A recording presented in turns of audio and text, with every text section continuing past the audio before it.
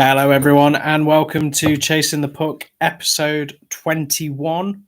So, we've finally hit another landmark. We hit 20 last week, and now we're episode 21. So, hope everyone had a really good week, hockey-wise. Hopefully, team managed to get some points, get a couple of goals, couple of fights, drama, whatever you fancy. Whatever team you support, it's always thankful to be here on a Monday night. To talk through all your questions, all the talking points, all the drama, the highs, the lows, the bits in between that you do. Obviously, a lot of questions have reared their head over the last couple of days, so we're trying to go through them as best we can. Don't forget that the chat is always here, online, social media. If you want to throw us any questions, any thoughts, theories, queries, and anything in between. Obviously, if you're not already, give us a follow on here. Follow and subscribe. Spotify, Apple, wherever you take your podcasts. It will be out in the next couple of days. So obviously, you're listening to it live. If you want to listen to it again, please do. We'd love to have you as many times as you possibly can. But also, we've got Facebook, we've got Twitter, we've got Instagram, we've got TikTok, we've got everything really. So give us a follow if you're not already, and we greatly appreciate the support and the help that you guys have for the bingo card and the conversations about the merchandise that's going to be out in the next couple of weeks. We're just finalizing it because that is one of the questions that people have asked and saying, where can I get a hoodie? Will it come in this team's colors? Where I can get a jacket, a t-shirt? Yeah, we're working on it in the background. I didn't realize how many people were interested. I thought it'd just be Karina and her family and from friends, but a lot of people want different color, different team colors. Hopefully in a couple of weeks we can put something on social media to let you know where you can get them and how much they'll cost. We're just trying to work through because the last thing we want to do is we don't want it to be too expensive for people because, it's a really kind that people want to do it, but we are in a cost of living crisis. So we don't want to make people feel like they've obviously got to spend money on something like that. For us, so we'll sort that out. So we do appreciate everyone's questions and we'll get to them as quickly as we possibly can. So beginning of the month, it is the 3rd of March. So as you know, if you've not checked our social media channels, we have done Player of the Month and Coach of the Month. So goalkeeper, Jason Grande, got Net Man of the Month. Not many complaints with people as the overall winner for February. Johnny Curran, Coach of the Month for Five Flyers. Yeah, got a bit of pushback on that one, in particular, given the circumstances. And then Garrett for Panthers was the D-Man of the month.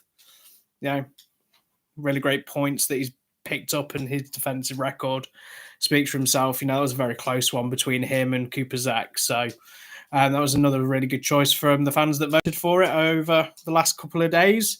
And then final, big credit to the Sheffield Steelers and Glasgow Clan for retweeting and sharing the forward of the month. So that was the closest one I've ever had to come through, and it was just Robert Dowd that won the forward of the month, but Mitchell Hurd was so close to getting that one. But credit to the teams really for fully embracing it and asking us to get people to vote. So when some people do that, it helps a lot and it's greatly appreciated. So that's the month done. We've only got a couple of months before we start doing, the coaches of the year, players of the year and everything like that, and mascot of the year. So that should be a fun one. But speaking of coach of the year, there's probably one person who will probably be on that list as a viable candidate. Obviously, if he gets voted for it, absolutely fine, is where we want to lead through tonight's start to the podcast, and that would be Coventry Blaze. If you've not seen the news already and you missed it, Kevin Moore has signed a 2-year deal with the Coventry Blaze. For me, absolutely fully deserved. For a person who came in the Panthers and what he did the first season that he was there, interviewed, prepared, had the opportunity to do it, for him then to go to Coventry and have the season that they're having, not just this weekend where they've had a fantastic weekend, really. If you look at it, we'll talk about the games in more details because surprisingly, Saturday's game between Blaze and the Steelers is one of the big questions that people want my opinion on the podcast. I can't imagine why. Really does not understand why that is. But if you look at them, they're fifth in the league. 51 points after 44 games. Performances wise, with the players that they brought in, the experience, the young players that are first time pros coming in, it's a perfect storm. Admittedly, that would have worked for Manchester, but we're going for the Coventry Blaze. And if that is him building a team and this connective tissue, this is one thing that I've always said is that some teams have a really good season. Their players get picked away to go into the Canada, America, Europe. You have a really good season. Even in the Elite League, you have one good season. People are already salivating at the idea of signing that particular player. To have a coach that's going to be there for the next couple of years, Vanel's doing really well. Hopefully he's sticking around with him too. These players can make a home in Coventry. And, if you really look at it, fifth place, they're not too far behind Cardiff. 8 points away from Panthers. 11 points away from Steelers. The way that those teams are doing it at the moment, no one really wants to take the initiative or anything like that to get the final say in this title race. But, for a fifth place, even if they fit fourth or fifth, but if it finished the way it does now, Blaze versus Cardiff, that's a hell of an opportunity there. And the form that Coventry's got at the moment, and the way that the Devils are playing, there is a sizable good chance that Coventry could be there at that playoff weekend in Nottingham.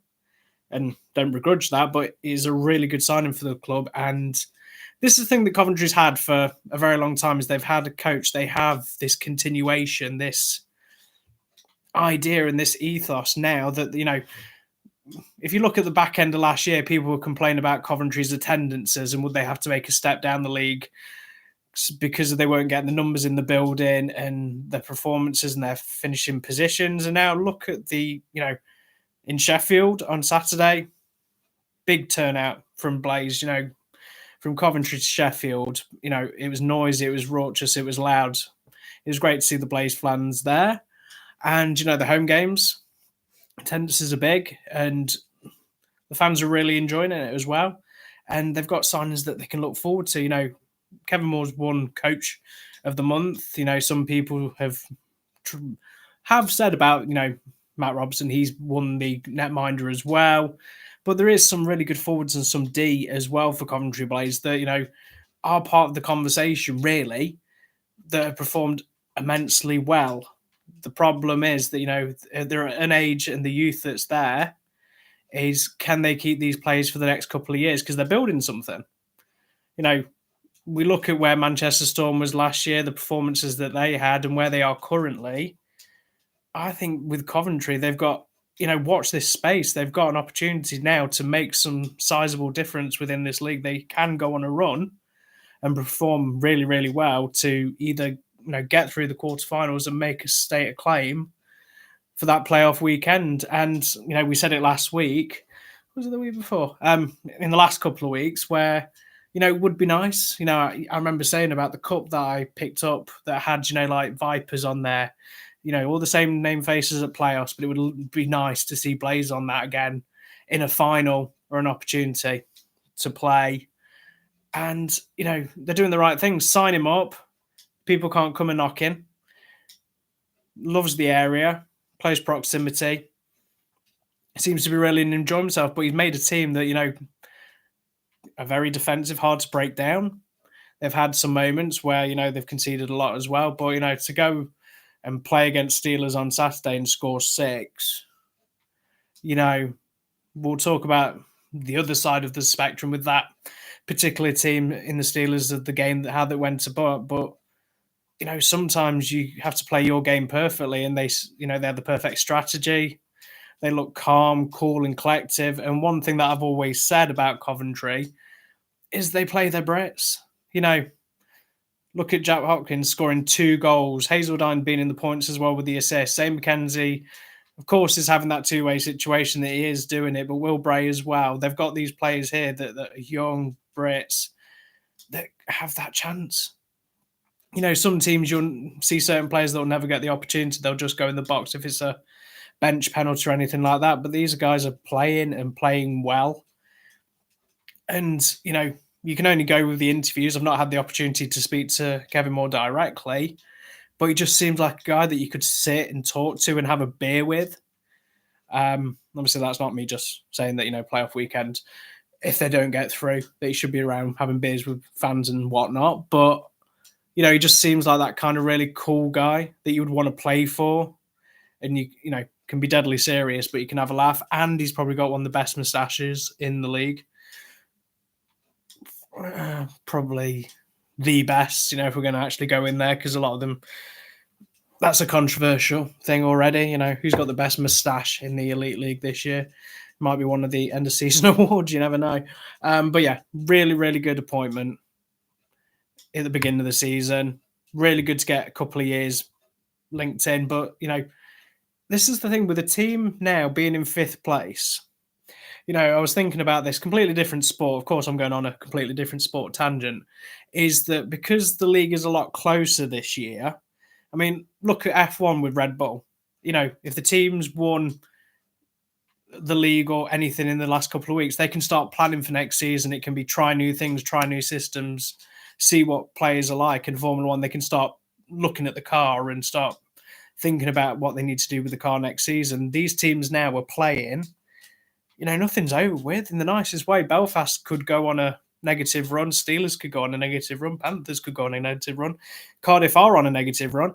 And these teams could go on a run. Any of those four teams right now, anything can happen.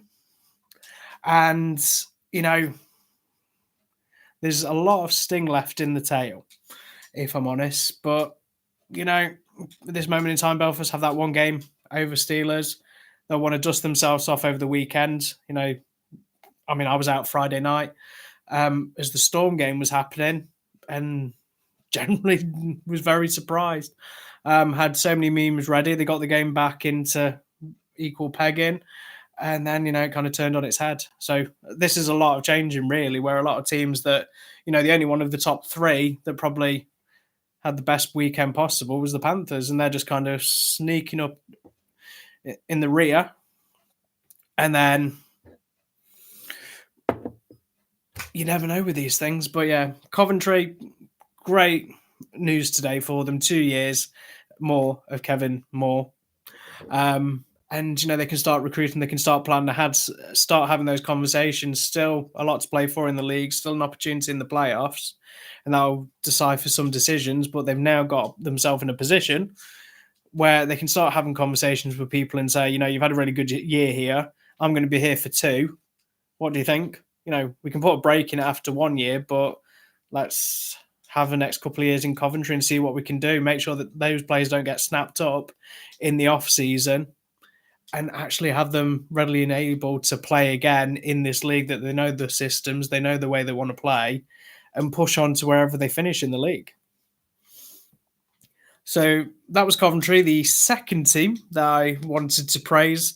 Obviously, we normally start with the questions, and it is always normally, Belfast, Panthers, or Steelers, or Devils to an extent. But I wanted to give some love to all teams in the league. So next team that, mightily impressed that people want to talk about is the Glasgow Clan.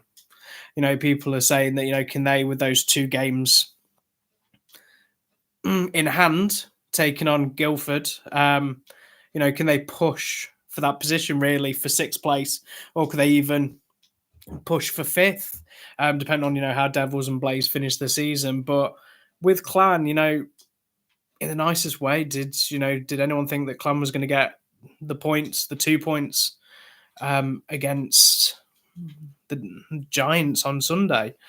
The situation against Fife, you needed a reaction, and Clan did that. Mitchell had been playing well, team, they have it in that locker. This is the thing with Clan that must be so frustrating for the fan base, is that on any given day, the other 9 teams, they can beat those teams. They can play absolutely brilliant. They've got, a goalkeeper tandem that works really, really well. They've got, defensively sound. It's a Corey Nielsen team. They're going to be defensively sound. They can score goals. They have that position to play. But it must be so frustrating that, for what Clan is capable of, the attendances they have, the fan base that they've got, and Clangus, of course, is, you're kind of looking at them being in seventh place right now, and you kind of think, of course, this isn't the massive era where they were in a position where they, well, what happened in the massive era, but this is a thing that in the nicest way that it's a tough one. You look where Storm are right now in Stars. Between that, Fife unfortunately have been eliminated from the situation. We said last week that they might go on this massive streak and every other team loses and they just win every single game and then they make the playoffs and just do that. It didn't happen, of course, obviously, especially over the weekend here. But, you've got to look at it. Storm have those 2 games in hand as well, same as Clan. They're on 33 points. Stars are at 38 and Glasgow Clan is 45. There is still this possibility here where Clan are in a position that they can go on the ascendancy and put themselves in a really good position for the quarterfinals of the playoffs. But easily on the other side of the coin is that they could get dragged into this mire and finish in 9th place. And, especially, the last couple of years where they've been doing the sets. Well, the playoffs, they wanted to have, obviously, the T-shirts and the jerseys ready for, Clan fans there, make a noise, make it purple, have a really good time at playoff weekend in Nottingham. And this is the thing, is that that's probably another team that, will want to make the best possible case to get to the playoffs. And, the fans will be there regardless and making noise and having a bit of a laugh and a joke as they always do, and bring clangers to everyone to see up close and personal. But it's a weird one because they have, when I do the predictions and everything like that, it's so tough. It's so difficult because Clan could easily win, comfortably. 3-4-0 against most teams that they're playing. And then other times you could just be so frustrated and just think, what was that about? How have they lost that? Obviously, I don't say that too loud, but, you're kind of in that situation there where consistency is king. And once they can do it, with the running and everything they've got, they have got a cushion. They've got these opportunities with these games in hand, take advantage. And this is another team, you look at it, Flies to an extent, Storm to an extent, Stars, Clan, Flames, Blaze. All these teams that, can't be in a position now to win league have a very big say in where that title finishes up come end of the season because, this isn't a team where a lot of them are going over and it's a complete walkover. Some teams are actually sharing the spoils. There is a lot more overtime and shootouts. It coming in the last couple of weeks, really, where teams are struggling to break it down. The goals, there is certain exceptions, which we'll get to, but, there's a lot of closer things. And this is what we wanted in the league, really, is that, the last 2 years, Giants, I'm sure Giant fans loved it, Grand Slam win or the treble, being in a situation where they, the way that Giants played, they were just pretty much mopping up the opposition week in, week out. Season before with the Road Blokes and the Orange Bastards, Steelers bar when they went to Fife and were just winning comfortably week in, week out.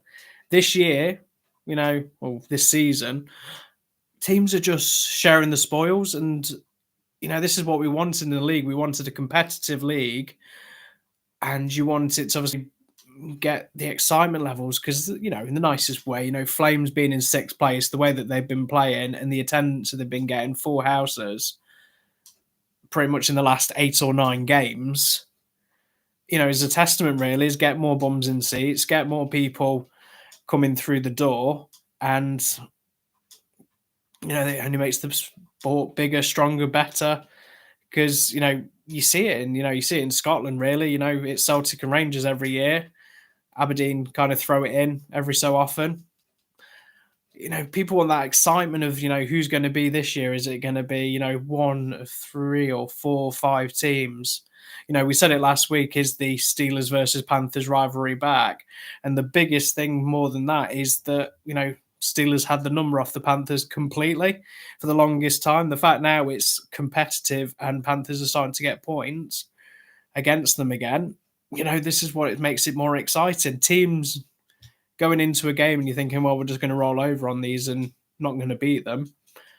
People will turn away. People won't buy that stream for 15, 16 quid because it's a foregone conclusion. Someone messaged in one of the questions and said about that they wouldn't have got the stream on Sunday because they thought it was a foregone conclusion. And now, though, obviously, the disappointment of that happening is that's the thing with sport. I mean, in the nicest way, Karina did not get the stream on Sunday for Dundee, which I thought was terrible, really, because I love messaging the Dundee lot while they're talking about Freddos and whatever else we can do, but we can get to do that.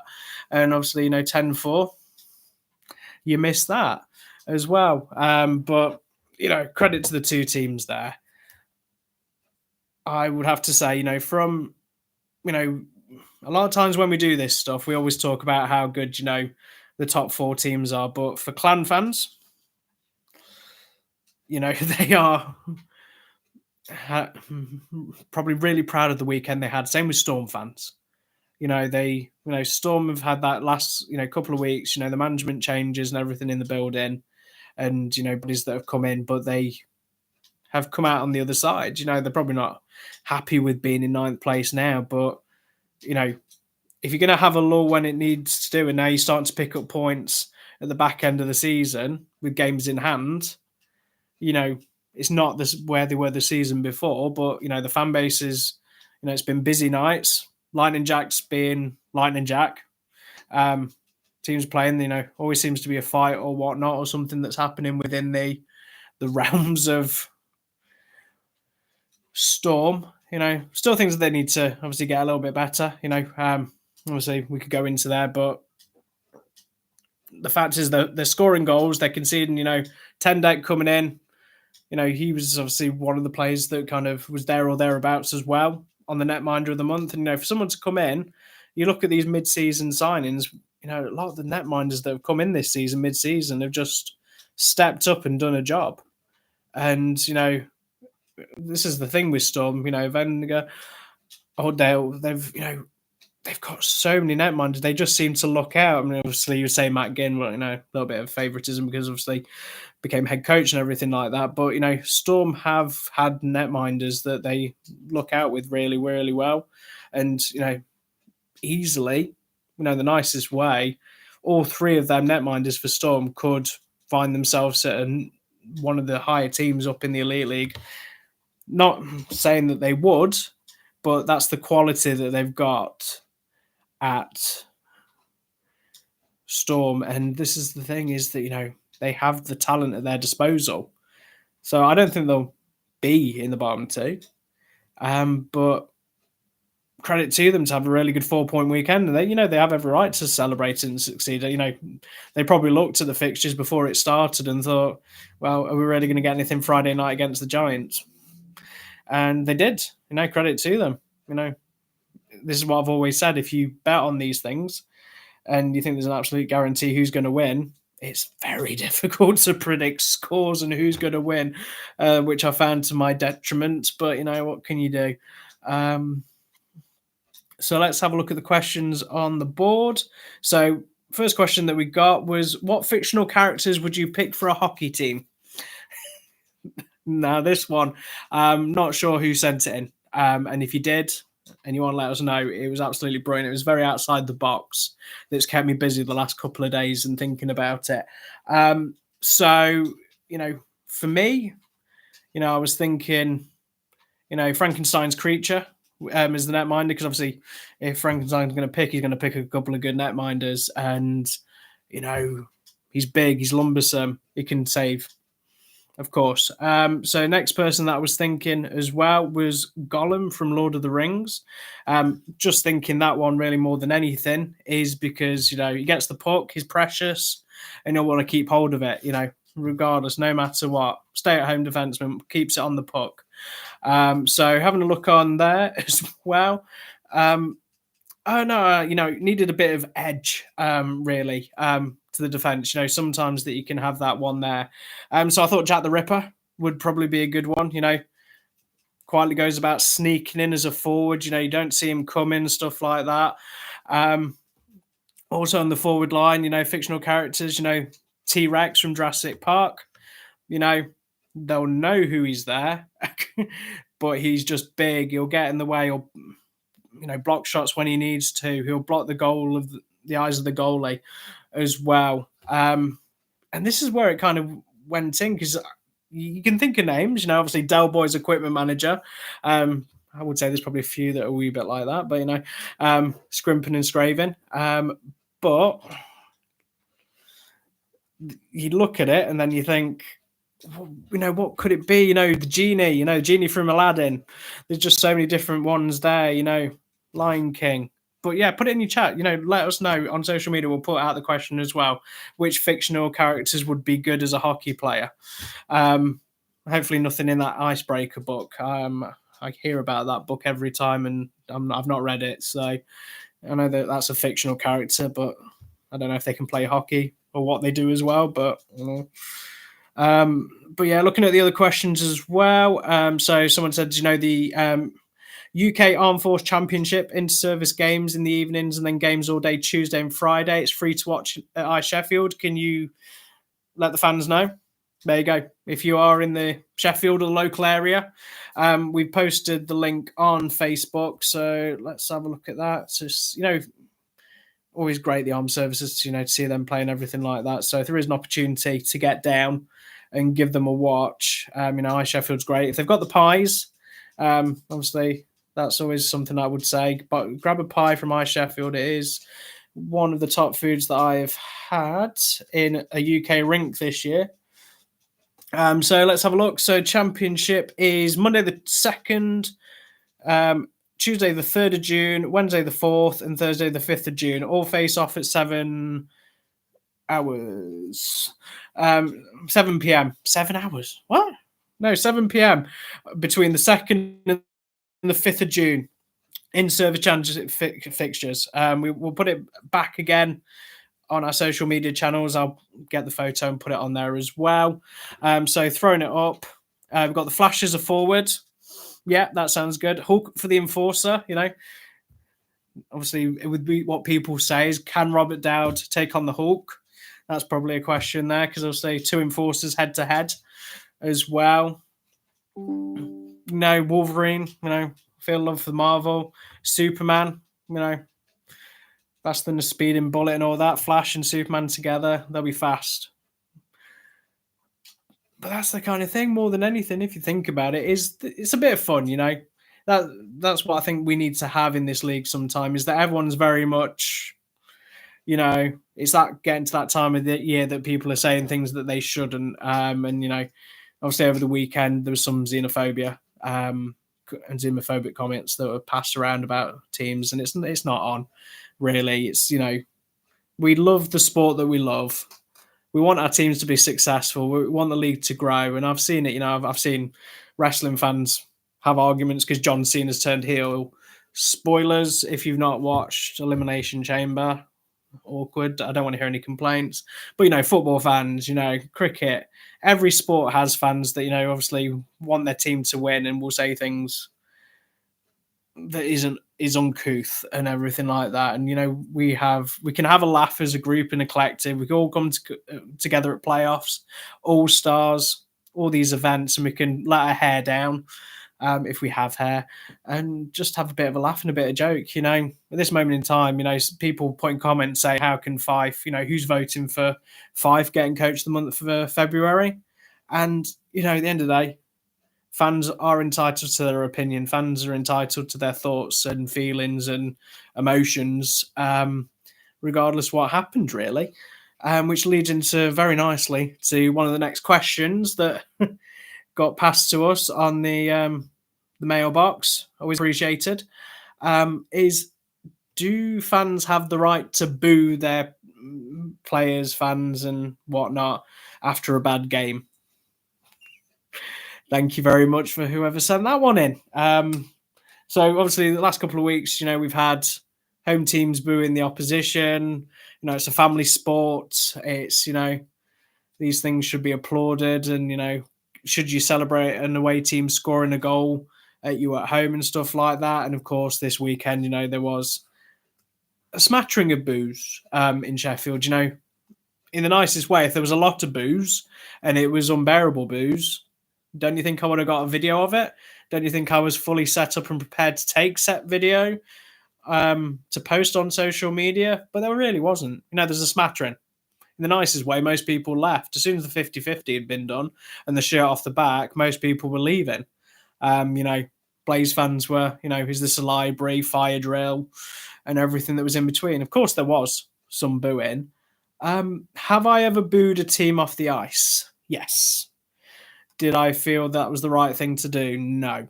Was it the sway of the emotions at the time? Yes. And this is the thing, you pay a lot of money to go and see these teams. You take into consideration a night out where you buy tickets, you get food, you get drink, you get merchandise, you get all sorts, everything throughout the game. You can easily spend like 60, 70 quid a game. You're full in, 50-50, shirt off the back, whatever. Whatever team is, I'm not saying anything like that. You have every right but to make that decision. For me, I see, you could see it in the people's faces. You could see it, people around the building as well, how much it actually hurt hearing, the boos and that defeat. And you see that and you just think, it's tough going. But this is the thing with sport. No one's guaranteed. In one utterance, you've got people saying that they're the best fans in Europe last year. People saying that I've been to this game, you haven't, you can't have an opinion and whatnot. And people starting to go on social media platforms and groups either condemning the team, asking them to fly home, or they should sack the coach and get players in. I mean, admittedly, all this when the deadline has happened for signings to say that players should be sacked and never play again, is a circle that you can't really square, because these players are stuck now. It's not ideal. Don't get it wrong. Some people have been on the back end of a Tonkin.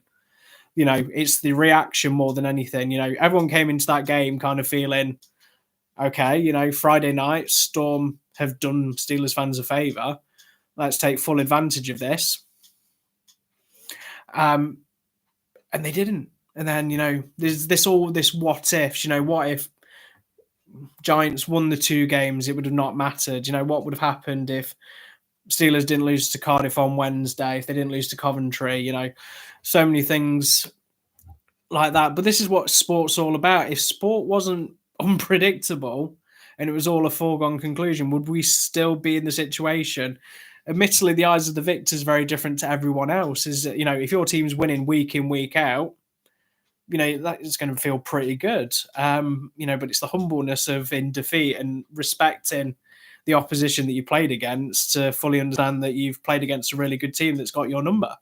And Neil made a really good point, leaving the game early. That's the thing is, it's different. You want to stay. I've been to football games in the past where I've left a game in a huff and they equalised. They were 2-0 down. They won. They drew 2-2. I've left a building. I've booed.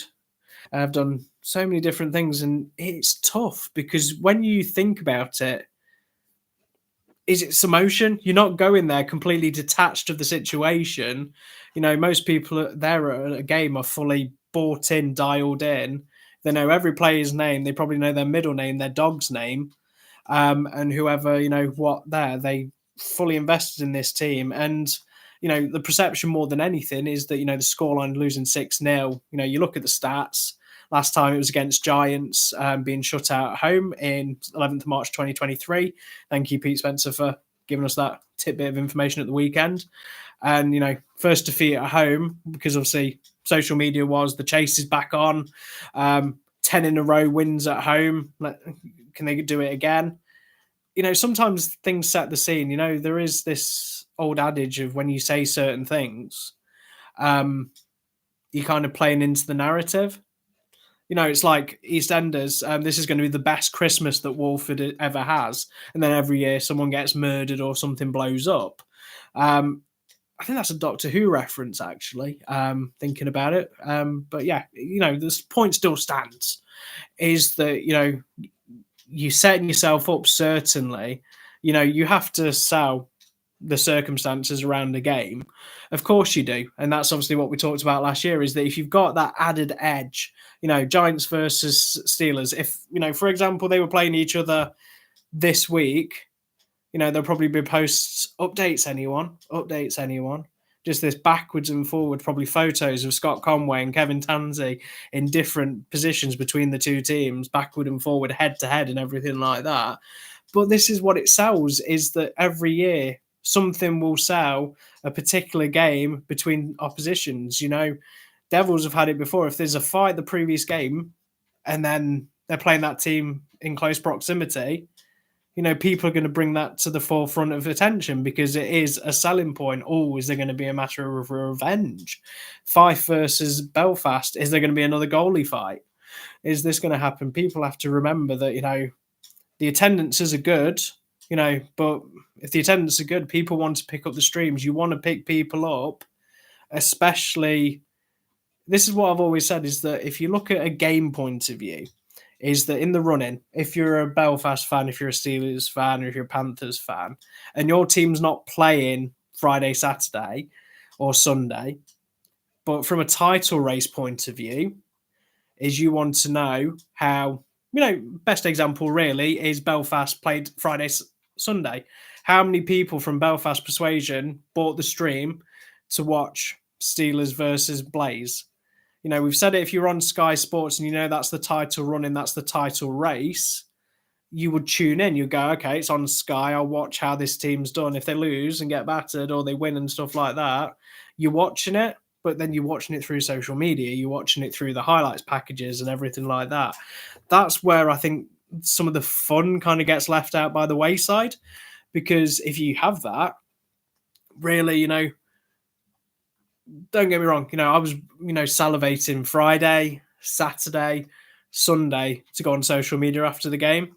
Of course, there's the stuff that we need to post, but actually to read some of the comments that actually came through, Friday was this kind of the thing that I've always found, obviously, is if your team hasn't played, never go for that old adage of, go too in deep mocking people.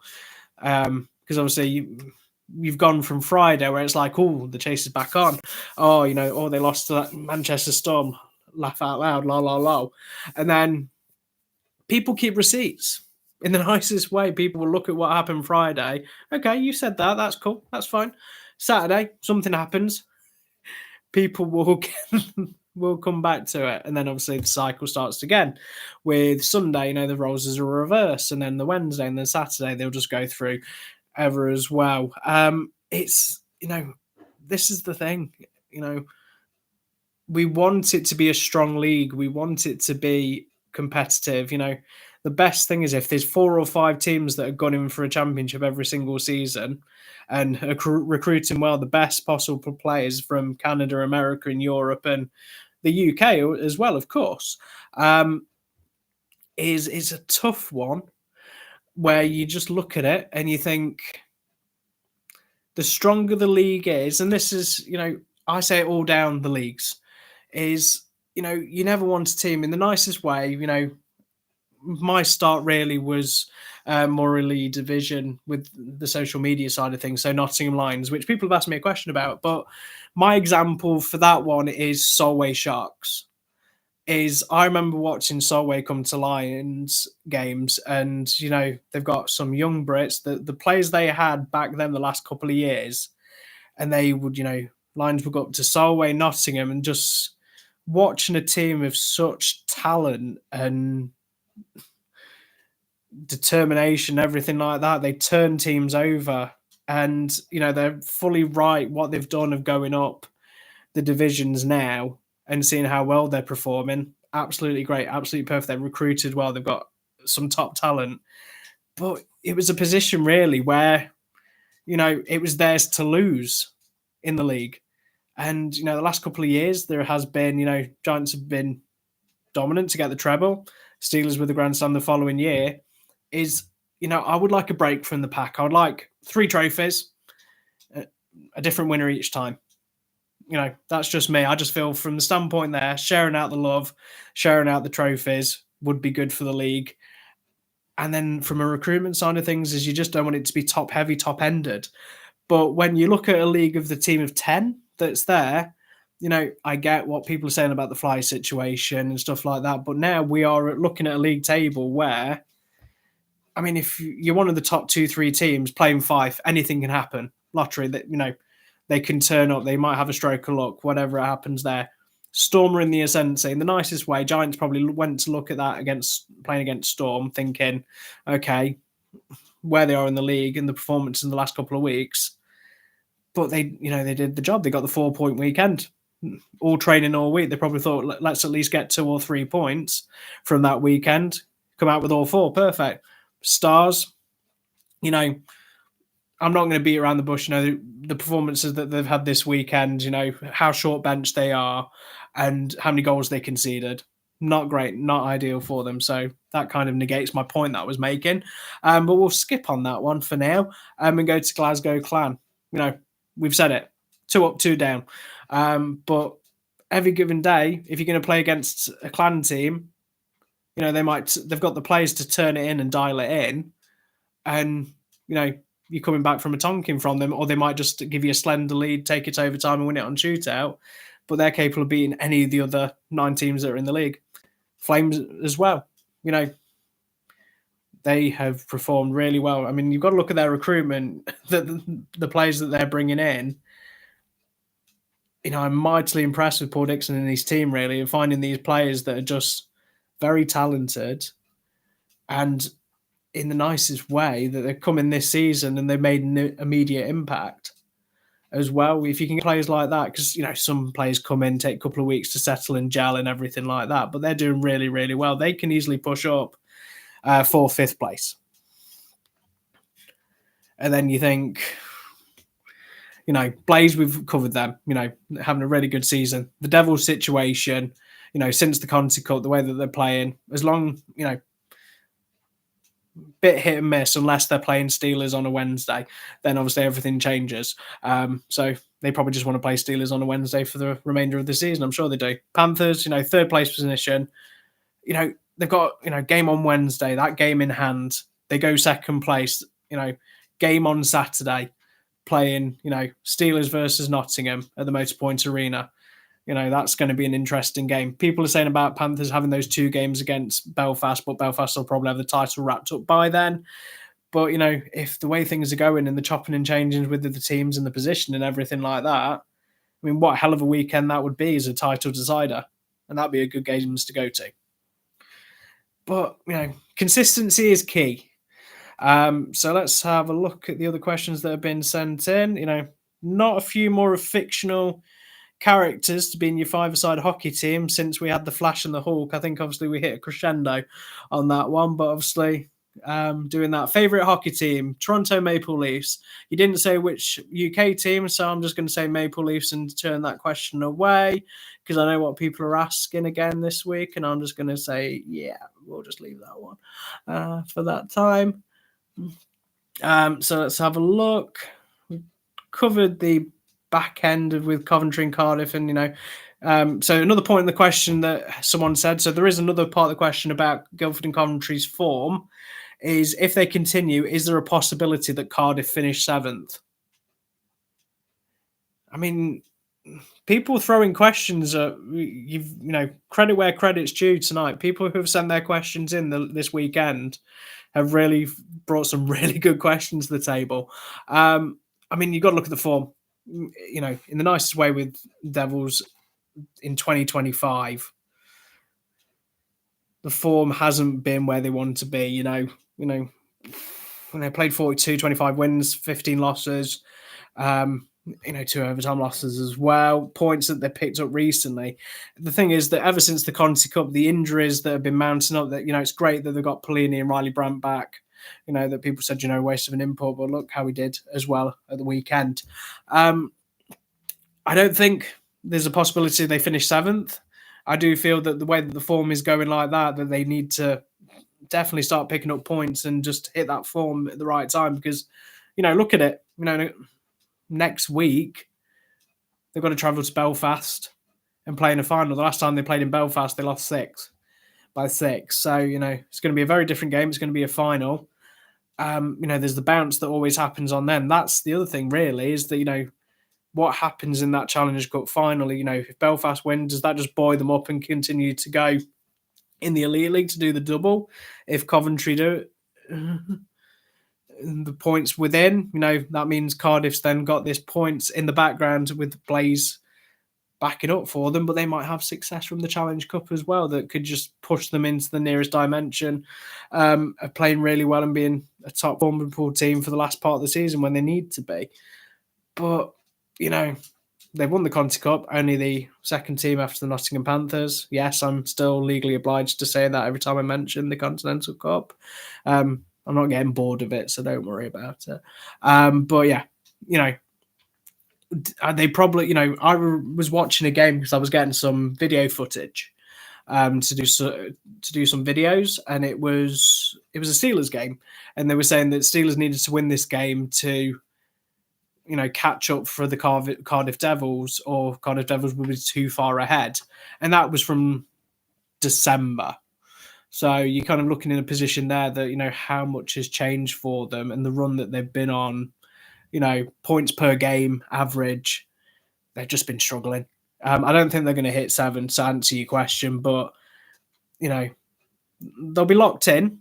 Don't get me wrong, they'll get to the quarterfinals, of course they will, but it's a worrying trend that they'll want to alleviate and get that out their system as quickly as possible, because they're on their day, 3 good netminders, great offensively, great defensively, all round great team really. And when they turn it on and dial it in, the best that they can play, I think they'll do really, really well for the back end of the season. But I have been wrong before. But, So let's have a look at the other questions that are in there as well. So we covered the Player of the Month netminder, Jason Grande. So there was 2 parts of questions. So should goalies only be judged by save percentage and goal against average?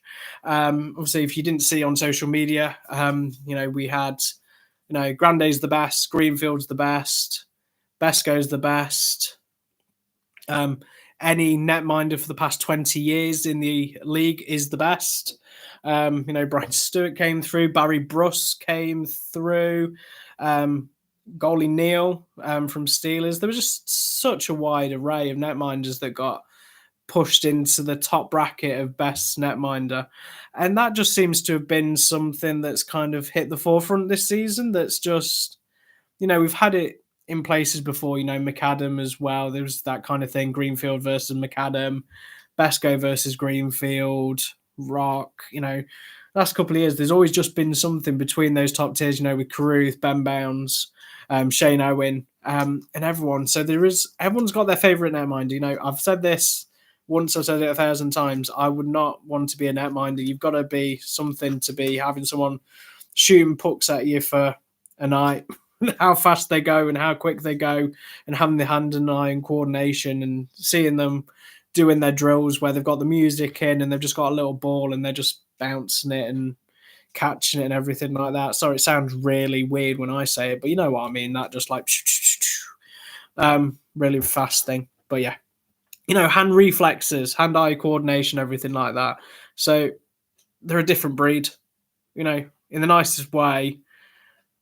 There's been some high-scoring games this season, of course they have, but they're immensely talented netminder. These are the top of the last couple of years. The top netminders that we've had in this country is actually really, really exciting. And, you've got the Brit netminders as well that are still ploughing the trade. Look at it regardless. Ben Bounds and Jackson Whistle are in the top 4 teams of the Elite League. And, Whistle's been playing the last couple of weeks. Bounds has the rotation with Carruth as well. And, Lucas Bryan is having the opportunity, in the National League as well. There is so many netminders that are just having that chance and having that opportunity now to play. but also they're working week in, week out with, Steelers and Steel Dogs, Whistle had that opportunity a couple of years ago.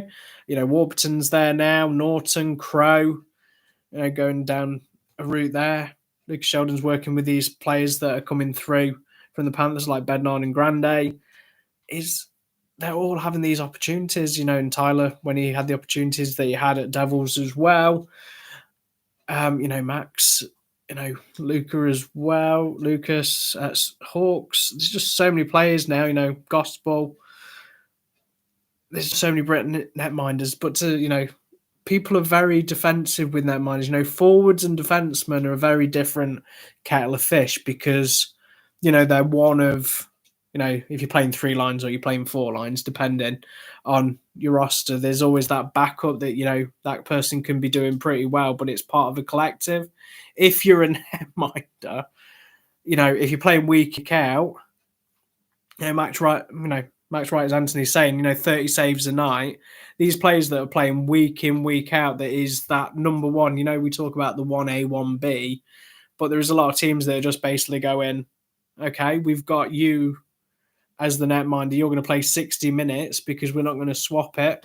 Please, this isn't to insult anyone really. If Dixon being with Belfast or Lucas Sheldon being with Panthers or any from the Steel Dogs that are taking over when Steelers have to do it, is there's a lot of netminders there that are not going to have that opportunity to play. Bar an injury or anything like that, these netminders will not play. These will not come in. So, you've got a netminder that's basically going to play the full 60, regardless what happens. If you're having a really good night, you're loving it. Absolutely fine. It was actually really interesting to see Greenfield being taken off for Delafibbo at Dundee with the scoreline the way it was and having that rotation because, it's tough. Being battered with shots and, either conceding a lot or having a lot, you save average and anything like that. But to be a netminder, you are under the microscope of, we get Civ, you get people posting a clock with 5 past, 10 past, or anything like that. We don't do the 5 past, 10 past as a critical side of things. And one thing that we don't do is we do put it on the bingo card. That's fine. But we're kind of doing it 5 past the team. We're never saying, no, it's going to be 5 past player X because it's tough work, there must be nothing more demoralising than someone who's worked all week. They know, conceding 5 goals or 10 goals or whatever amount of goals it is. They must be in a situation where they're thinking, it's the last thing that they want to see. So we try and keep it as best as we possibly can. We don't criticise people directly. If it's a 5 past, we'll mention it in passing because it's on the bingo card, but we'll never proactively try and do it because it's tough work and people, it's their livelihood, it's people's livings, especially with the netminder. And we love doing the netminder in the months and stuff like that. It gives us a lot of opinions, and I know that from the most point it's always going to be one of the top 4, but it's nice when it's not, when it's someone who's fully deserved it, like Bo or Brian or anything like that. Or Tendek had a really good opportunity this week. He got quite a lot of votes really, which was nice. And he's come in, absolutely great opportunity. People saying, well, he's only doing well because he's obviously got the opportunity to do it. As soon as Wenger's back, they're going to, he's not going to play. Well, he's playing, he's staking a claim right now is that, you've got to bring players in. And, we are now in March. It is the business end of the season. If, you're doing well, I mean, look at Hooterman that's come in for Steelers. He was there, played for a couple of weeks. DeFilippo comes back. He gets released. He goes to Panthers. As far as looking at it, I think they've gone for, obviously, Luca being on the bench there. He's been practicing and training with the group, but he's not started. He's not been the backup netminder in any of the home and away games yet. But that was the best practical opportunity that they could do. Yeah, I mean, people would love to see Luca have an opportunity to play, but, there's not been a situation where you can bring him on for the last 5-10 minutes during a game. Of course, he's got his line duties as well to do. But Grande's done really, really well. Bednard, when he comes back, that's going to be an interesting conversation if and when he's back this season, of having two really strong netminders. Hunter Vohra was a really good netminder as well. And, they've been very blessed with finding two netminders that they'll hopefully want to keep over the next side of it. I mean, from a starting point of view for them,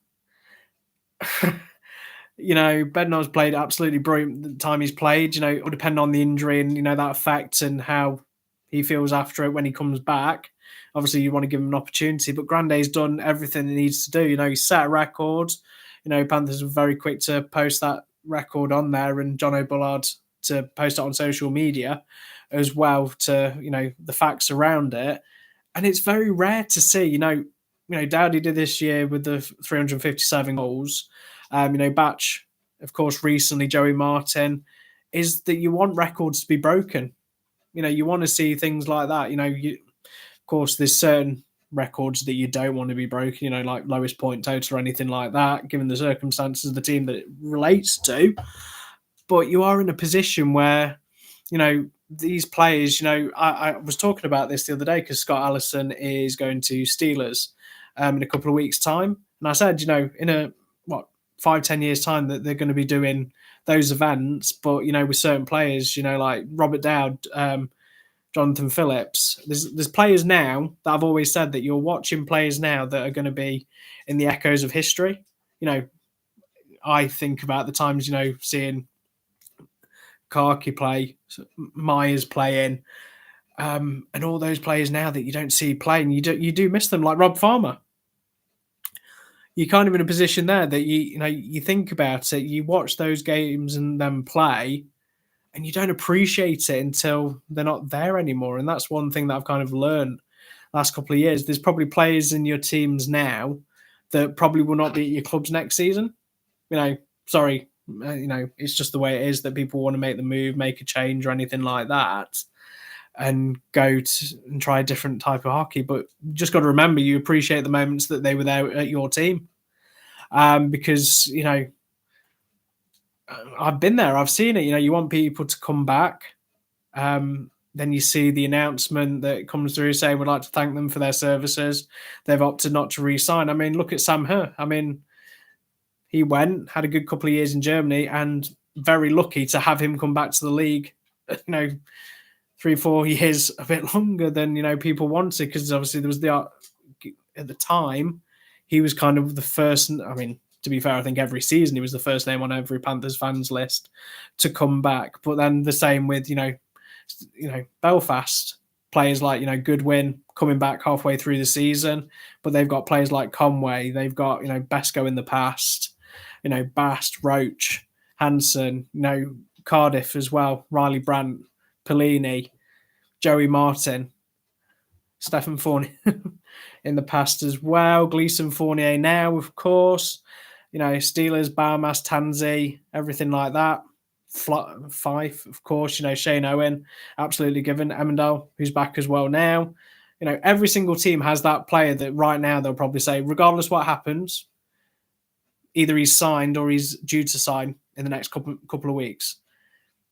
Unfortunately, better to be a bad news is that some of those players won't be back next season. So enjoy the moment you've got with them.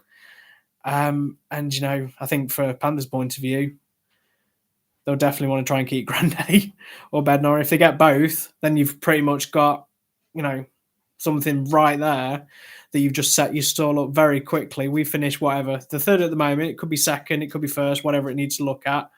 And you think about it and you just go, there you go.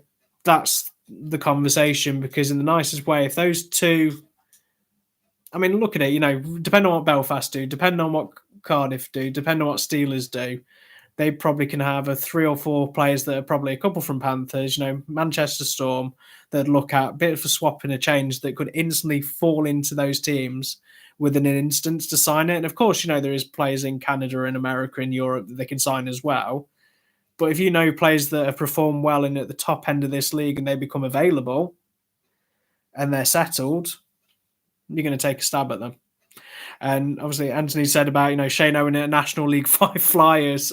That would just obviously from a standpoint about ownership and what the decisions are, nothing's kind of been set in stone. So it's obviously we're speculating at this moment in time. But yeah, I mean, a player of his talents in the league there would open up a whole new avenue of amazingness. But obviously, the thing is, in the nicest way, Shane Owen every night is probably the percentage of shots that he's facing every night that he's playing for Fife.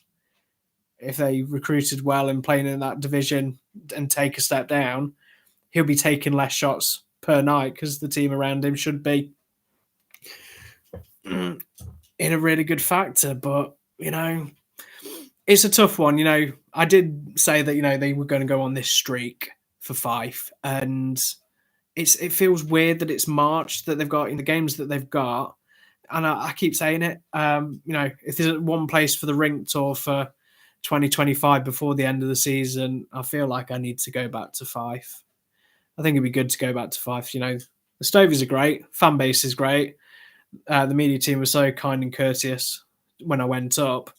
Obviously, that's not the main important thing, but just to be there for them.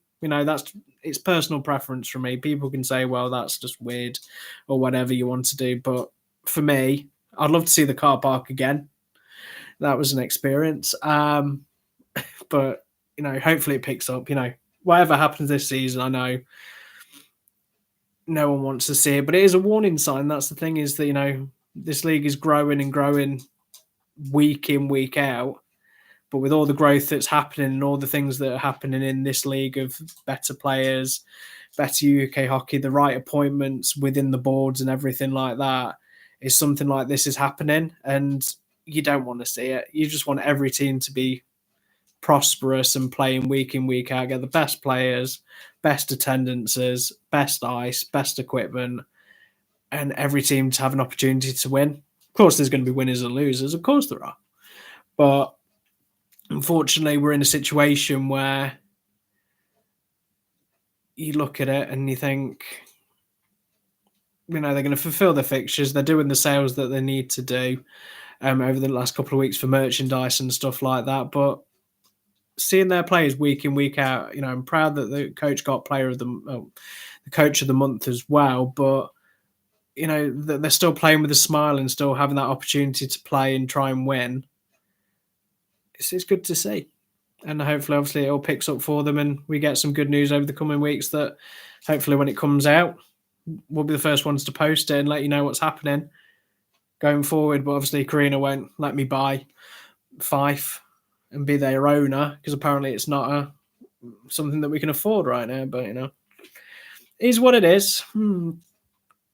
But yeah, so the other question that kind of got thrown to me was, well, it's Nottingham based anyway, because obviously where I grew up in the past and everything like that, is that the news over the last couple of days that the Nottingham Lions have now got the streaming service online. So people discussing that with me and, having a conversation, having the thoughts, what my thoughts and feeling were that they brought it up. So from the information I've gathered that, it's the £8 a game, £7 to go and see them live and in person.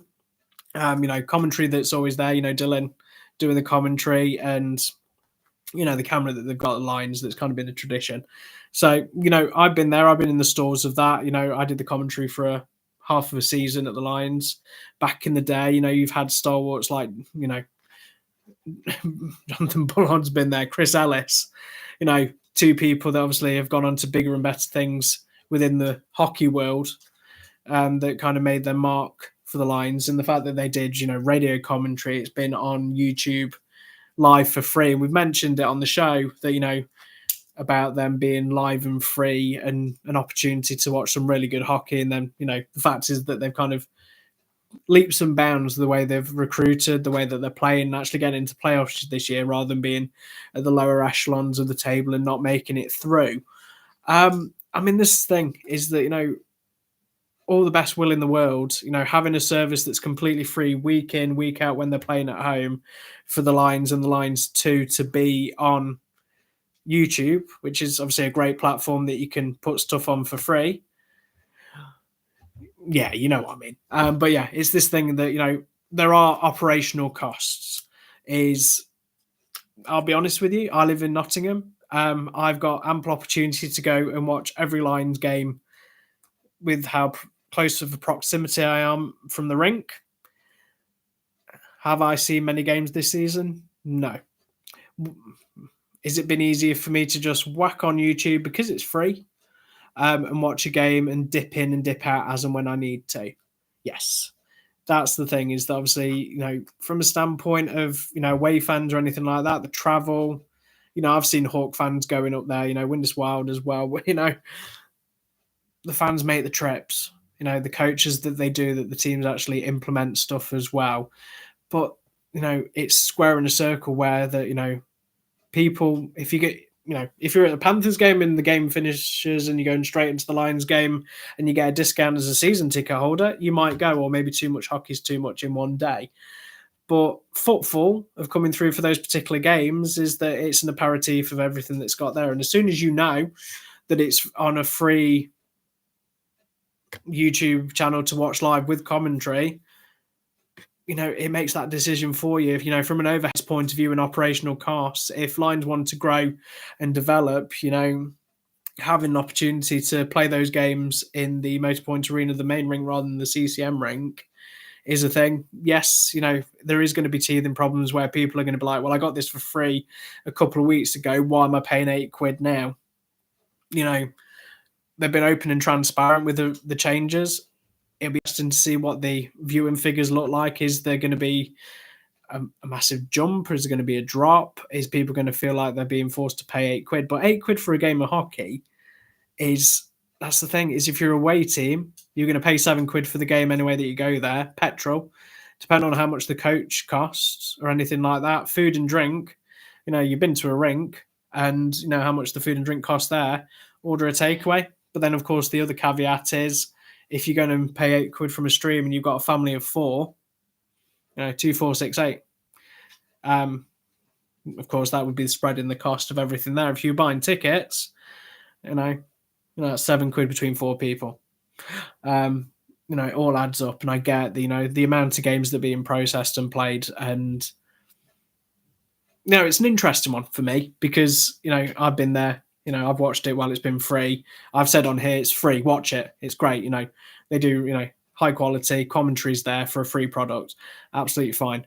But unfortunately, it is a business kind of thing that, if they kept doing it for free, but the operation costs that they couldn't get the best players in that league and develop those next generation players with the costing of the trade and everything like that, it's what would you want? Do you want a successful team that you pay £8 subscription for those games, or do you want a mediocre team that's free on YouTube that's getting trounced 20-30-0 every single week, which they haven't been, but it's that two of extremes really. The more that you pay in, the more that costs going in leads to different circumstances. From a cash flow point of view, some people have money and resources to do that with the cost of income that's coming through. So they had to find money from somewhere. They brought out the new kits and the new designs and everything like that. People would say, getting those out readily available for people would obviously stem the costs as well. But then you've got to factor in manufacturing costs and everything like that. And do you want to keep it exclusive by just having shirts off the back and the 50/50s? But if people aren't going to the levels that they can do, and you're kind of making it up where if something's free on YouTube, nothing's better than live and in person. Absolutely understand that. But if you're going to give the option, the way that this country's weather is sometimes, would you happily catch one bus or two buses there and back to watch a hockey game for £7 when you could watch it free on YouTube? Now it's kind of giving people the option, well, for £1 less, I can go and watch the game there live and in person, or for an extra £1, I can watch it at home. And anything like that. If it works for them, absolutely brilliant. But, fully supported. Dylan does great work. Laura does great work on the social media team for them as well. So, probably wasn't an easy decision for them and the organisation to do. But that's where we're going more than anything in the circumstances. But, people being as critical as they were with it and everything like that, that I saw on social media, it's tough because it's been a product since 2019, free on YouTube, and 5-6 years. Sometimes you get a good run of that stuff like that, but you probably do have about 18 months of goodwill and use with it, and it's a tough one. But if it works for them, great. And if they have to revert back, but it'll be interesting to see what other teams do going forward because a lot of these people that work on the camera work and the commentaries and writing and do everything for the team, it is voluntary. And if they're able to do anything to help people with that and make the growth of sport a little bit bigger, we'll see. Time will tell. So that is there. So yeah, let's go with the last question of the night. So this one always is a fun one that people put in. How did it feel to be at the Steelers collapse on Saturday? That's the question that people have asked. You know what? It was a strange atmosphere. Everyone was kind of buoyed up very beginning of the game, looking at, the opportunity between Friday, the chase is back on, this run of 10 games being at home since Boxing Day of complete wins that have been pushed on social media. And, seeing people's, excitement of the way that the game went until that first goal went in. And you've got to look at it. That first goal goes in. The penalty to Robert Dowd for interference that, some people weren't happy with. It said, didn't touch him or anything like that. 2 goals going into the first period. Shots to the system. People on social media says, oh, here we go again. They're doing it in such a way that we're doing it the hard way in the third period by going and taking it to overtime and whatnot. And then, I've been a coach at football. I know that, if you're losing at half time, different thing, because obviously it's end of a period. But, first thing you do is don't concede within the first couple of minutes of the start of football analogy would be half, but obviously start of the period is keep it tight. First couple of minutes, edge yourself back into the game, start creating chances, because as soon as you make it 2-1, then you start to ask questions within the opposition. So to go 3, and then ever since that, just 3, 4, 5, 6.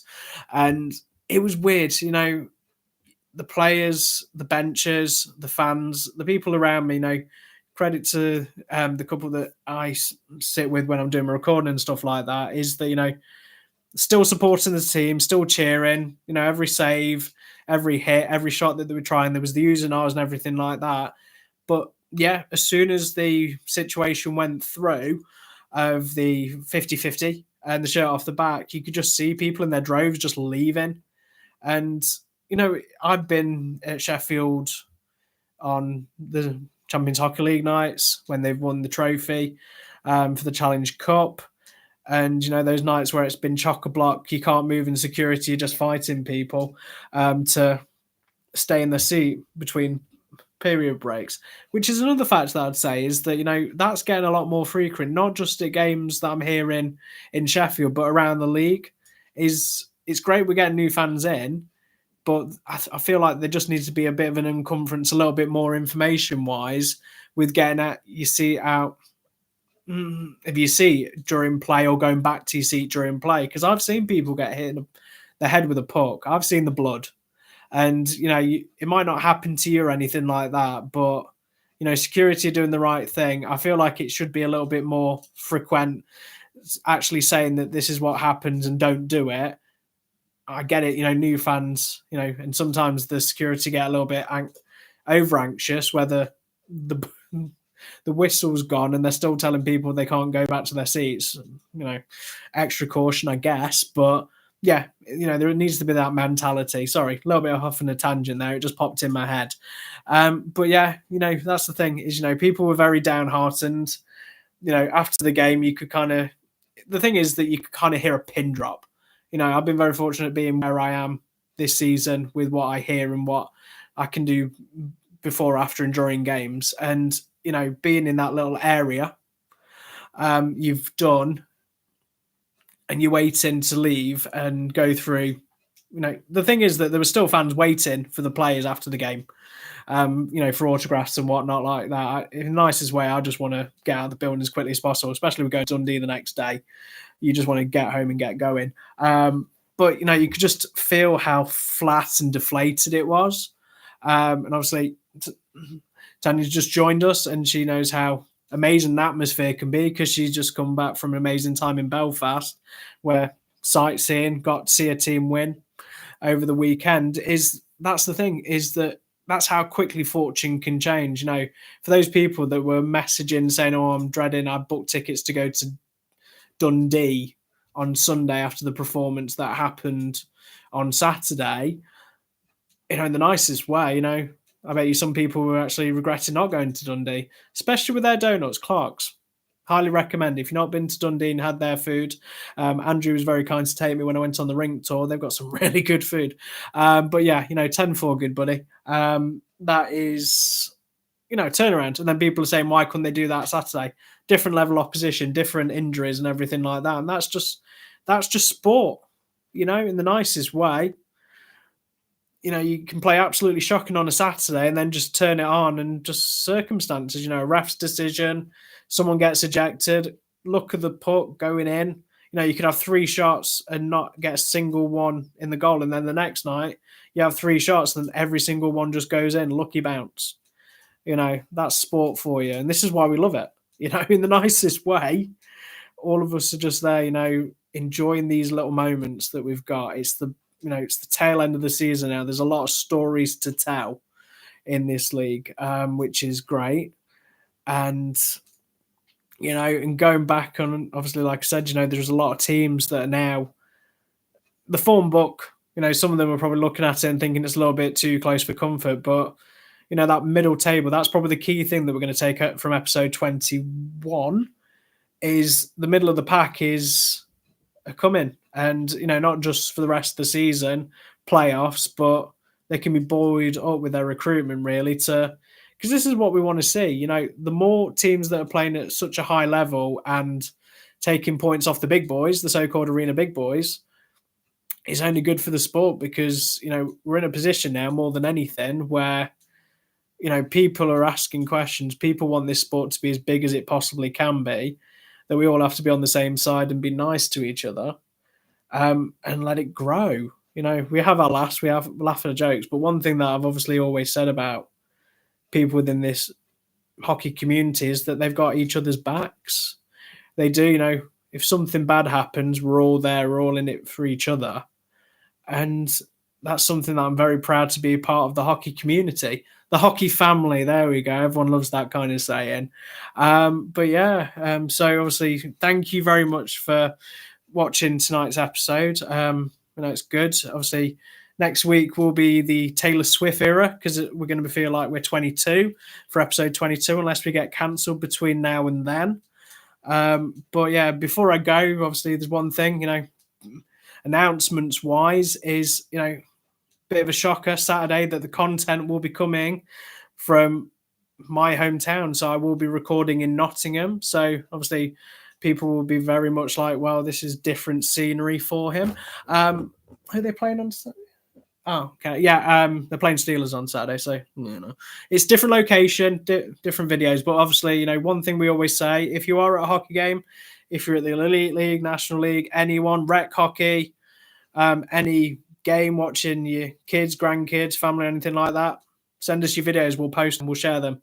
Let's make the hockey community the best it possibly can be. Obviously, Saturday is a very important day. It's a big game between Steelers and Panthers. The rivalry's back.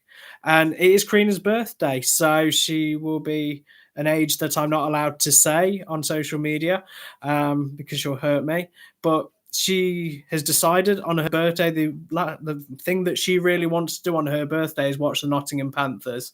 So obviously if you see her on Saturday, wish her a happy birthday and tell her that you're happy that she's here to come and watch the Panthers because that's the only reason she's there on Saturday. Of course, she's giving me evil, dirty looks, so I'm not sure why.